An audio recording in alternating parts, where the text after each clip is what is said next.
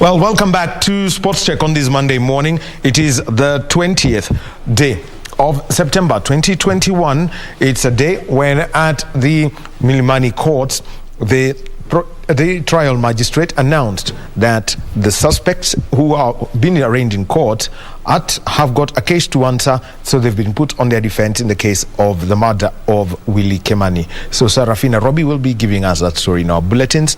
And also, we saw the Cabinet Secretary, the Ministry of ICT, the Honorable Joe Moshero. He launched the Konza Technopolis Strategic Plan and also a report on the Ajira program for the year 2020-2021. And also taking place, the National Parents Association earlier today, and Beatrice Gatonye will be giving us that story. They have said that they do support the CBC. This is because their children go to public schools, and they say that they will await the judiciary to make their decision on children who have gone through PP1 to grade 5, and that matter is in court. They will wait for that, but they're of a different view. Those are some of the stories that we are keeping track of at our newsroom. Well, welcome back. We'll be getting into a conversation about football development and at age grade level and opportunities that are there.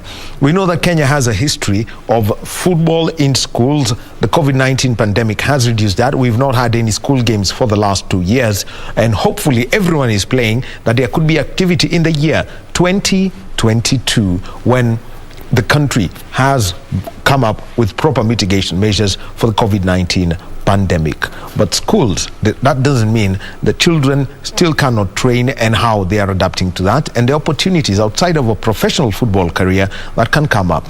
We've got two people who are involved in that through the True Talents Africa. We've got on my immediate left, we've got Kimathi Kaumbuto. He founded True Talents Africa. He's a footballer, and it is football that gave him the opportunities for an education.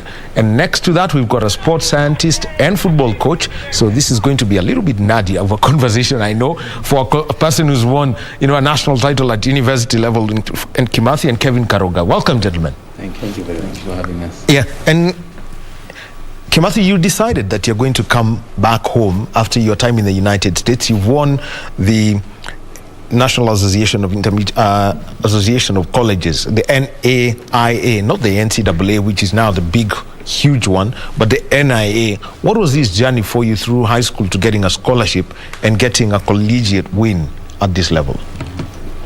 Well, I grew up here. It was always a passion, and something I wanted to pursue was football. And when I was 15, I got a unique opportunity to travel to the United States. I joined a soccer academy there. I spent 3 years there and a scholarship to play in university at the college level. Went on to play semi-professionally as well and won a national championship. And came back because I wanted to give, young Kenyans who once were like me, same opportunities that I got, and wanting to create the structures around that. Karuga, you're a sports scientist. What made you now pick up a whistle and a stopwatch and be in a tracksuit all the time working with under-18 athletes? Basically, first of all, it has always been a passion for me. Ever since I was young, I really wanted to play football professionally. But in and around my second year of university, I developed somewhat of a weight problem. Then it became really difficult for me to lose it. But then through my coach, I really got this opportunity where he could give me an opportunity to conduct sessions. He gave me an opportunity to analyze games for him. And through that, it became a passion for me.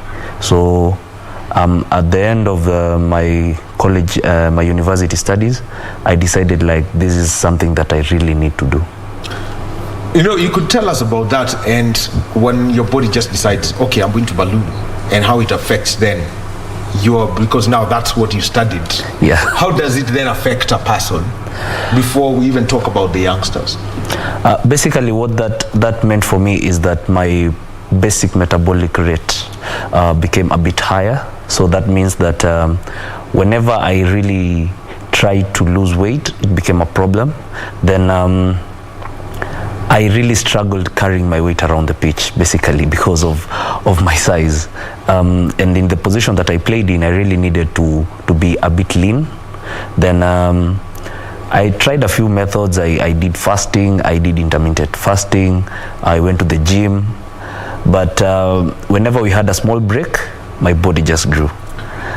So it became a real problem for me. Chapatis. Kimathi, when you came back to Kenya and started, True Talents of Africa, what is it that, what was the founding philosophy for it, and deciding that you're going to work with schools rather than set up an independent academy? I think the main goal was just to give student athletes opportunities locally and internationally, to pursue football, because I knew from my own experience that football is actually a possibility if it's done in the right way. But not just on the opportunity side, we also had to create the structure in terms of development. What happens in this country a lot is people play until about the under 12 or under 13 level, and then they go to high schools, or they go to schools or boarding schools where they don't really have a focused program. So whereas in other countries their development is intensified, locally, once they go into these high schools and these boarding schools, the intensity of their training is actually lowered, and that means that we can't compete on an international level. So when we started True Talents of Africa, it was about going into these high schools and creating that structure from under 13 level until the under 18 level, to carry the students to that part of their development, so that they can get access to opportunities once they're 18, 19 years of age. Everyone talks about structures, and you're the under-18s coach. Yes. Kevin, you could tell us what's required, because at puberty, this is when everyone starts growing, and there is a physical development that happens, and goes on until around the age of 19. What is it from the perspective of your education that's required for these different age grades? If you look at under 13, under 15, well, let me put the under 18s and the under 17s together. Basically, what we really do mostly is that we understand that for children in this age group, they don't really require a lot of physical activity. Basically, what we do with them is try to develop them technically as much as we can, because we believe that the football side is mostly technical more than physical, and that's where mostly in the Kenyan football industry we are trying to move towards. If you look at the recent even the recent national team listings, you find that it's made up of more technical players as compared to more physical players. So I think it's a direction that we are really generally going towards, and it's a direction where I believe in the next years will make us more competitive. So I believe in that age group between the under 13s and the under 19s, it's an area where we are really focused on building the technical side of the game. Kimathi, talk about these technical areas. Let's start with the under 13s, because that's where people are, you find 13, 14-year-olds transitioning from primary school, moving on to secondary school. The right things that are required to get this player grow. Well, generally we focus on I would say 4 aspects of the development, because we're looking at the holistic development of a person, not just an athlete. So we focus on the technical aspect, the tactical aspect, the physical aspect, and the mental aspect. And one we find equally as important as the others, but we try to emphasize more, is the mental development of that student, to make sure that they are a leader, they have good habits. Because of course we would want all of them to become professional athletes, but the likelihood of that is very small. But if we're able to use football as a tool to impact their lives on a character level, then they can use what they learn, even in the short period that they have or in their career, to impact other areas of their lives. Let's talk about more specifically the technical, because I'll be coming to the tactical and also the physical and the mental progressively. What are the technical things that any 13, 14-year-old should know? I think for me, I would say that you have to analyze a team first. You have to understand what are the areas in which they are lacking. And at that age, it's making sure that they begin to pass like a professional. They begin to control the ball. They begin to understand how to head the ball, how to do certain football actions pertaining to having the ball with them. That's what I would say.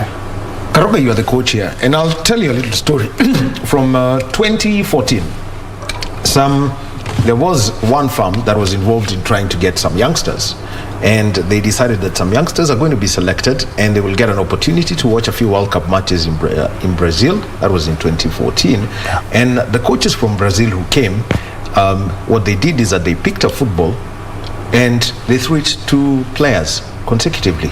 What some players did was handle the ball. The ball is thrown at them, one handled the ball. A second one, they handled the ball.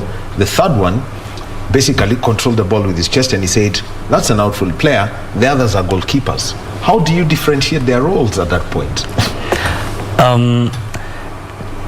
Well, to differentiate their roles, you have to go a bit deeper, because what this coach from Brazil was trying to do is really identify the first reaction of the player. Yeah, because what the first reaction, whenever, even as a child, when you go walking on the street, you find a bottle on the street, you just have to kick it, you know, so that you try to put yourself in that moment. So what this coach from Brazil was trying to do is try to really identify who can play this football. When a ball is thrown at you, definitely your first reaction, whether you're an outfield player or whether you're a goalkeeper, is react towards the ball. Now the reaction after that, whether you handle it with your hands or with your chest or whatever part of your body, is what really defines what kind of a player you are. Yeah. So now let's start moving. How do you start, at this age, identify this is a defender, this is a midfielder? Goalkeepers tend to show up somehow. Yeah. And this is an out-and-out striker. What we do at that age, under 13, under 12, is that we generally put them out there, basically on the field first. Try to have them having fun as much as they can. Through that process, then, you tend to do a little more positioning, where at that age, there is basically, you can't like tell them you're a striker and they move to the striking position. What you do is you put them in different roles and try to identify, and you do this through many small-sided games where there is no definition of a striker or a defender or a midfielder, but where these players really play in that small-sided game defines what kind of a player they will grow to be. Kimathi, it is at this point where the Kenya Secondary School Sports Association has got an under-16 football program. So here you are, and the competition aspect of it in school football is crazy, I have to admit, from what I've seen. But how do you then prepare these players that you've identified from a young age? How do you then move them to under-16 level where they can play competitively, but as well understand mentally what their roles are? I think it comes down to the coaching, because if you only have a coach that trains the team to win, then you are losing an aspect of development, because if you're developing a player, it doesn't necessarily mean that you're going to win a game. I'll give you an example of once you're playing out from the back, which you see a lot of teams do nowadays. It's a very dangerous way of playing, especially if you have players who are not used to playing with each other, or maybe they're still in development. They try to play that way, and then maybe they get some goals scored against them. As opposed to a coach who says, just get the ball up the field, let's just kick the ball, and let's just try and put it in the net. That approach is detrimental to their development, because then they're not, keeping the ball or not understanding how to use the ball properly. They're just strictly trying to get the ball into the goal. So I think it comes down to the coach and ensuring that they use one side to support another side, and don't just focus on the competition aspect, but also on the development aspect. Well, you mentioned something. The tiki-taka football is not good. Route 1 football is not good. Kevin Karoga, tell us then how you get these players to understand how to play as a team. People who trust each other, not just playing together. Well, first of all, what we try to do as an academy is really bond with the players, have the players bond with themselves, because it is a delicate area where, if not done properly, will not give you the right result as a coach. What you do first, you try to make them realize through playing a few series of small games and fun games, where the lesson of the game is teamwork. So by doing that, even making them translate that onto the pitch is much easier. Yeah. You're working with schools, and this is where there's a lot of excitement about sports. I know in several secondary schools in the country, the moment you join, one of the things you're told in Form 1 is you must pick a sport, depending on the culture of that school. Yeah. Tell us about what you realized was the gap between what your mindset is and what the school's existing system was from the schools that you work with.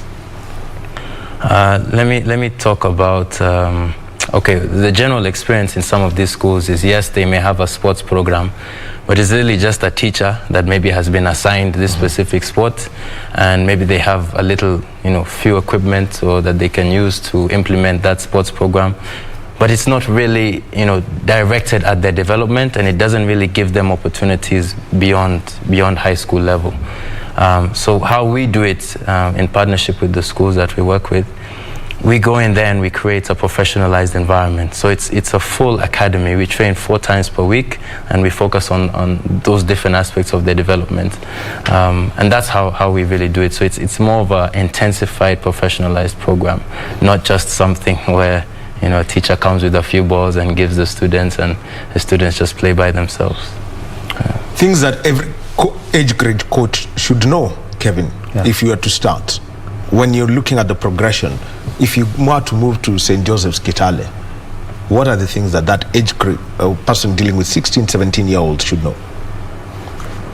Well, first things first, at that age, really, it's about development. Basically. You're talking about development. Yes. And I will come to that, because what are these things that they should know so that what you have is development going on? Generally, what every age grade coach should realize is that upon every aspect of football is the baseline, which is a team. When you go into a team, the first thing you do is identify the different characters of players you have. You might have a player who talks too much. You might have a player who is silent. You might have a player who is very outgoing, introverted. And it's about identifying and building and bringing them together such that they form a team. Moving forward, you realize that as a coach, everything you do is about the player. Every aspect of your life from there is about the player. So even as a coach, you become like a role model for these players. You become a person that they look up to. So aside from the football side of things, is mostly about building your house. And to build a house, you don't start from the top. You don't start by, let's win these matches. No. You start by building from the bottom, identifying characters, identifying different aspects of the team, so that once you start now moving into the development and even moving into the game tactically, you have the players ready to play, ready to fight. You mentioned about the physical development. This is an age at which some of these the young men and the young girls are growing. You've hit puberty, and I mentioned the body is growing. How then do you take them through the physical exercises? I mean, if you go to any high school today and you have what is known as kuweka pums, getting into that physical aspect of it, to use Kenyan language, how deep? I mean, how do you do it? Because these young people are growing, and at the same time, their skeletal structure is not fully formed. I'll start with you, Kimathi, before I come to the sports scientist. Yeah, so I think it's about making sure that the skeletal form of the player is fully developed before you start using heavy weights. So we mostly focus on light weight or very light resistance, and mostly body weight, and that helps in terms of the explosivity of the athletes, the balance, different aspects of the football actions that they would need to be doing on the field. But really focusing on heavy weights for a student who is 15, 16, who hasn't fully developed, can actually be detrimental to their development. What's the right way to do this, Kevin? Because this is something that you can fully explain. Yeah, the right way to do this, definitely, once dealing with a child who is around 15, 16 years of age, you cannot fully expose them to weights. So you gradually introduce them to weights, and what you do mostly with them is body weight exercises. You do squats without the weights, you do burpees, you do skipping rope, you do a lot of exercises where you emphasize on the importance of strength, you emphasize on the importance of balance, importance of speed, importance of agility. So those are the small aspects that you focus on other than developing the physical strength of the players, yes. Let's get to the tactical, because you are, and this is where, like, what Kenya, I don't know what the football philosophy of Kenya is. I don't know if it's 3-5-2, 6-0-4 or 4-4-2. But how do you develop a player tactically? Well, first things first, every coach has their own philosophy to begin with. But to develop a player tactically is to really put these players in those situations. What I like doing is I like putting the players in the situations and helping. Okay, explain what this situation is. Like, for example, I put the players in like a 2v1 situation, whereby it's 2 defenders and 1 attacker. So for this attacker is for him to find a solution. Not me, the coach, telling the player, dribble past this one, then when you get to this one, move. No. By that, you're not really helping the player grow. But by putting them in the situation, 2v1, 4v3, 2v2, and playing really many small-sided games, that's when you develop a player in terms of tactical. In terms of general tactics, you asked about the Kenya.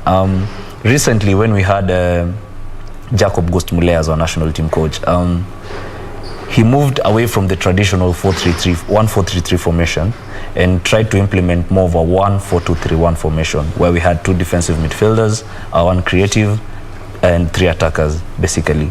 And it's a system where if you play it right, it can give you the best results. But if one player decides not to do his job, then I think it's a system where you can really get battered. Yeah. Wow, interesting. And I'm sure you're not going to make very good friends with Ghost. I mean, for talking about that, because maybe one player set out. What's the kind of football, setup that you'd like to see? He's mentioned one kind of formation. What's the one that you've grown up with and really would be easily adaptable for players in different places in the country? For me personally, I grew up playing 1-4-3-3. That was what I was used to playing. But I think it depends on, if you're playing. That's what Kimanzi would use normally, 4-3-3. Yes. It depends on what situation the coach is in and what resources he has at his disposal. At the senior level, it depends on what players you have. You cannot say you want to play this formation, but the players you have can't adapt to that style of play. When it comes to the youth team level, you don't want to focus on one formation because that player will only grow in that specific formation. You want to make sure that they're in different environments so that if they're taken from one area to another area and forced to play a different formation, they can easily adapt to it. So I think it depends on what players you have at the senior level, but in the youth level, it's more of a matter of can we give them as many experiences as possible so that wherever they end up, they can adapt easily. Coach, let me come to another aspect. The laws of the game. Football has got only 17 laws. Yeah. And how do you engage these players so that they understand the laws of the game? If a player is through high school and wants to play in the first or second division of Kenyan football, is not aware of the laws of the game, then there is a huge gap. What we do mostly is that we try to implement the laws in our training sessions. You can't have a training session where everyone wants to do what they want. So basically we try to implement the rules in the training sessions. As you've said, there are only 17 rules, the 17 laws of football. For the players, they find them really easy to understand because they also watch them on television when they watch the matches. So in any case where a player does not understand what a rule maybe says, they can come to you and ask for help. And instead of just telling them, you just try to implement it in your session. Yes. So how do you, for example, implement, trying to defend against an offside or trying to break an offside trap, Kimathi? Specifically those two things, defending against. So you said defending defending by setting up an offside trap or breaking one in the case of a forward. Those two scenarios. Okay. Well, you really develop a session that would put them in those kinds of environments, and then you teach them certain principles. So you tell them this is what the session is about today, and then you make that principle as easy as possible to begin with, and then it progresses. It's just like if you want to learn anything, you don't start with the most difficult part of it, you start slowly. So you take the first part of the session and give them a simplified format. Maybe you play with less numbers or you play a small-sided. And slowly you build up the numbers or you build up the defenders or the attackers where they're put in that situation. And then once they've understood that, you can begin to implement it in a match situation. Yeah. So, yeah, you wanted to add on to something here? No, basically it's what he said, yeah, because you don't start big, you start small. You try to grow the session as it goes, because we all understand football is a living thing. Once you get to understand that, it becomes easy to translate all these laws into a session. I want to talk about a place where it really gets competitive, around the age of 18. What is it that a football player should have known by the age of 18? Karuga. Basically, it's not what the football player should have known, but it's learned. Yeah, but learned and understood. To develop this competitiveness, to develop this competitive nature, we try to build it once they are growing, because at the under 16, at the under 14, you find that most of them are not really that competitive, and it's truly understandable, because for most of them it's maybe their first time participating in a structured kind of football. But once they get to the under 18s, they now try to find this level of competition where they even compete among themselves, and this is through coaching. This is through putting them in situations where you need to compete. This is putting them in situations where if you lose, you do something. So you tend to put your effort, to put your everything into the session, so that you're the winner. And through this, you develop even that sense of competition going into matches, going into senior football. Yeah. Kimathi, there are two kinds of players eventually. There are those who are just naturally gifted, and there are those who've got to work twice as hard as everybody else to be where they are. You won't find them dribbling, but you will find that they will do everything right. How do you handle these two kinds of people? I want to think of who? Somebody like Thomas Müller of Germany, and then you've got a natural genius like Lionel Messi. How do you deal with these two opposing characters? I think it's about putting them in the right environment where they can, because what I've noticed with many players who are heavily talented, they've never really been in a position where they're not the most talented player on the team. And that can be detrimental to their development, because suddenly as a character, they're not used to what happens when I'm on the bench, what happens when I'm not playing, you know. And so putting them in an environment that challenges them. In Kenyan terms, it's called owning numbers. Yeah. Yes. So putting them in an environment where they can experience that and adapt to that. What happens with some of those heavily talented players is they're put in that environment and they realize this isn't for me, because now it's suddenly more competitive than it's ever been for them. And that tends to be quite challenging. Can you elaborate that, Kevin Karuga? What basically he means is that for these talented players is first, they need to accept they are talented. They need to realize it for themselves. But again, is for them to challenge themselves, is to know that this talent is just not enough. They need to push themselves. They need to be put in those situations where they're not the best. They're put in this situation where they need to push themselves an extra mile. Putting them in a different environment, maybe bringing on a different coach who really doesn't know them, but they're just there to teach football. They're there to conduct a session. Putting them in a team where no one knows them. No one knows that they're really talented. It really opens them up. It really shows them, like, if I don't really work hard, then this talent is going to go to waste. For the other type of player who really needs to work hard, for them you don't need to push them. They push themselves. Every morning they wake up, they're like, I need to be the best. A situation like Cristiano Ronaldo. He wasn't the most talented player growing up, but every morning he wakes up, he's like, I need to be the best. I need to be the best, and that drive, that fire, it really lights a bulb in their eyes. Let's talk about the Kenyan high school scenario, because you're working with secondary schools, and the one thing that's there is you come up with a situation where these people, where you are now at risk of this talented player, knowing very well I'm the talented one, and that means he's always assured of a starting position in the team. How are you able to manage this with the teachers who are there in the various schools that you're working with, so that this player knows, one, I'm a member of the school, and secondly, a member of the team, but there are 10 other people on the pitch with me? I don't think any coach would say that anybody is guaranteed of starting every game. You haven't met Kenyan high school coaches. You haven't met them. You haven't met them. Actually, the most gifted player, not necessarily the leader, ends up being captain. Well, I think in a professional setting or in our academy environment, we don't see it that way. Because this player, however talented they may be, in 2 or 3 years, may be on the bench, may not even have a team to play for. So you may be talented in your current environment, but when you go somewhere else that's more competitive or at a higher level, who knows what may happen. So I think it's like what we discussed earlier, making sure that they adapt to whatever situation that they're put in. And so as a coach, I think it's about putting them in those situations and guiding them towards a solution, or making them find the solution on their own.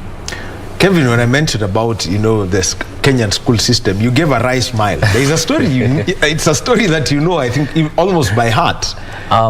Yes, I do actually, because I've been in the Kenyan system, the school system. And to begin with, I didn't play much of football in maybe Form 1, Form 2. I was more interested in handball. But when it came to Form 3, I was like, this is a sport now I love. But when I go to the team, there were already the players who are there, the players the coach identified with, the players who, regardless of whether they are injured, they play. You see?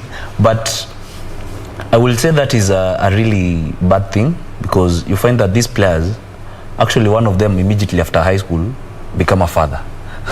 And it is because of that, I don't know, that kind of pampering. When they're in that scenario, that kind of situation, they are sure that they're the best. But in real sense, there are people who are working twice as hard. There are people who are working 3 times as hard below them. Because you find that the way you deal with such kind of player is that you kind of, yes, you know that he's your starting player. Yes, you know he's your captain, or he's an important figurehead in the team. But you tend to put them in a scenario where they need to push themselves. And by the way, I want to weigh into this, and Karuga, because you can really tell this story. I mean, he thinks he may think they're myths, but what's this risk of having a player not go through the same discipline level as every other student in the school after high school? Because it's a scenario we've seen in the country. Yeah. I always get into trouble for saying this. The title I give such players is Deputy Assistant Teacher. They've got the same privilege as that. Yeah. What's the risk that you see once they graduate to senior level if these players are not put through the same discipline system? Basically, they end up becoming, let me say, the rejects of football, if I may say. Because you find that in this bubble they are in high school, they are the best. But they don't know that out there are 3 people, as I said, working as hard. So you find when they come to a senior setup where they really need to put a shift, they need to put a shift in, they need to keep working. Where you have Robert Matano as your coach. Yes, Simba is not easy. You go to Tusker and you have to run, you have to work hard for the team. But you see, they're used to this pampering in high school where just hata ni anachagua first 11. Unaona? Yeah, it's true. You find that in that scenario, he's second to the coach. He's like the assistant coach. But hajui outside there in a senior setup is different. It's totally different. You find that they end up struggling. They end up diverging into other things to try to find solace, to find comfort, which are not football. Now, let's talk about career pathways that come from football. Not only professional football, but the scholarship system that would help somebody who's both academically gifted and athletically, and has got a gift in athletics. You have seen it firsthand. Tell us about how this works, the opportunities that are there within the country and outside the country. Yeah, so I think it's common in Kenya. Because we watch the Premier League every weekend, we think, or we watch the European football, we think that it's just as simple as traveling to London and then you go and you find, Arsenal Football Club and you ask, can I have a trial? And then Arsenal doesn't do trials for the senior team. They do trials for 13-year-olds. Exactly, but this is something that especially many youth players are not aware of. They think it is that simple, or that is how it is. They don't think about all of the different players in the world that are also looking for those kinds of opportunities. So I think the first thing that we try to do is educate not just the players but the parents, so that the parent doesn't end up paying 300,000 for their son or daughter to go and travel to Sweden, not knowing that that player may not get signed or may not get an opportunity. And at that point, that player is thinking, I'm going and I'm never coming back to Kenya because this is my big opportunity. Yeah. So educating parents on exactly what they can expect if they want to pursue a football career and the realities of it. When it comes to the college environment, I would say the US is different to many places because it fuses education and athletics at the same time, and also gives a lot of scholarships to talented sports persons around the world. So that's one pathway that we use a lot. In fact, we've sent several students to our partners on that path, and they've attained soccer scholarships to play in places like the US. What are some of the career paths that they're taking, the academic degrees that they could be taking at college level? Okay, traditionally, many of them are, taking business and the simple ones, because when you think like an athlete, you're really going there for the football, but they haven't maybe discovered themselves enough outside of football to know exactly this is the path that I want. So they take a general course and then they hope to find themselves, along the way.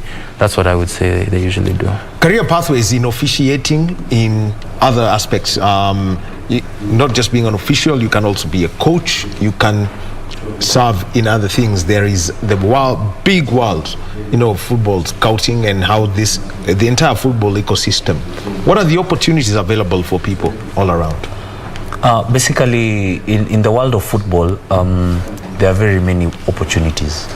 There is one untapped area where I really feel people have not really looked at it a lot, and it's sports law. Yeah. Sports law is a very broad field, where you see some of our athletes who are even involved in these doping cases, some athletes who are maybe involved in a hit and run.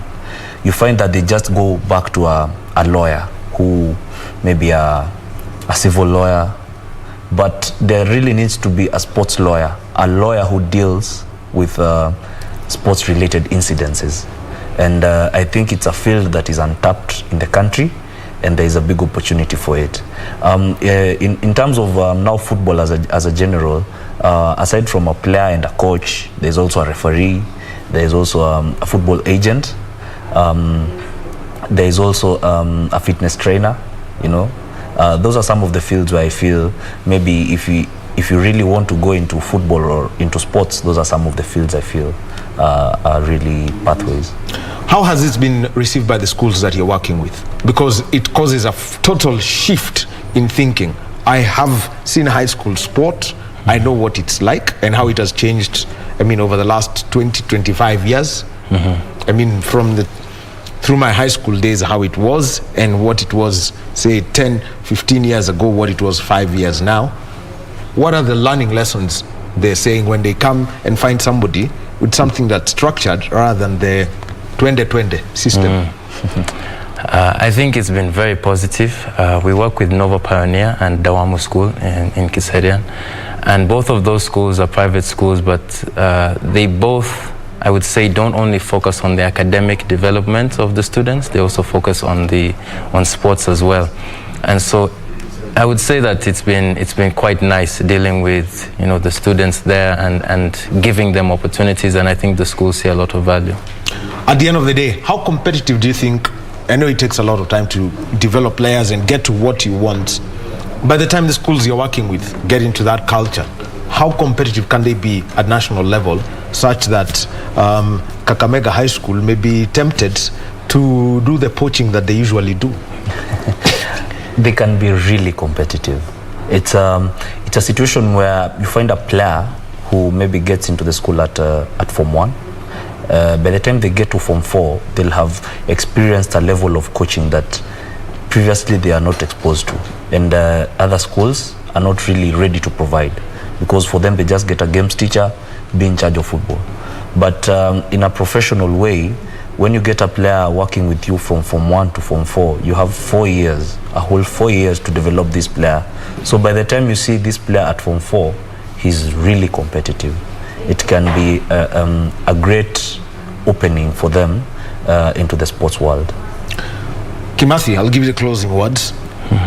What needs to be done at the moment? Because everyone's talking about the Harambee Stars and the football system in Kenya, low-scoring leagues and all that. Rather than have 2 goals a game, we're talking about 1.3 goals a game. What's the correct pathway the country should take, if I was to ask?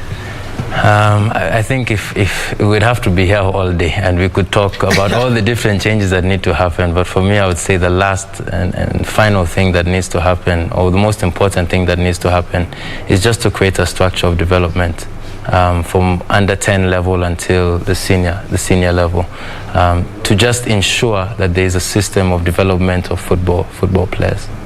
The cost of this, I mean, how much does it cost to invest? Because Kenya is an instant coffee republic. People want results yesterday for something that's happening tomorrow. I think if you look at other countries, it's never happened like that. You can't expect results overnight because players don't develop overnight. You can't take a player who is 18 years old and has already developed to a certain level, and by the time he's 19 is completely transformed. It doesn't work like that. So there is some investment that needs to take place, but I don't think it is that difficult, especially if we fuse education and football together, particularly in high schools, and ensuring that if we can get several high schools in different counties having teams that are training consistently, I mean, you can imagine if we were to select a team from each county based on that kind of structure and then select a national team from that, you would have some extremely talented players. Yeah. Right, final word, Kevin. I believe it's what my colleague has said. We just need to have a proper structure, a proper flow of football, where a player goes from under 10 to under 13 to under 16 to under 18 to under 23s. I think with that, we can have a great pool of players to pick from whenever we're selecting them for the national team, even at youth level, and that I believe that can make us really, really competitive. Yes. All right, Kevin Karuga and Kimathi Kambutho, thank you very much from True Talents Academy, age grade development and how to actually change the ways football is done in this country. Let them have fun before they become that, the big competitive players at the top. Thank you very much for watching us, joining us for the last 2 hours. My name is Daniel Wahome, and on behalf of the team that put this program together, I want to say thank you, and also to you, thank you very much. Our sign language interpreter this hour has been Anwangeshi, and now we're joined by Gladys Mongai, who's going to come in with Kurunzi ya Mashinani, and after that, the interview program Tamrini. Have a good day.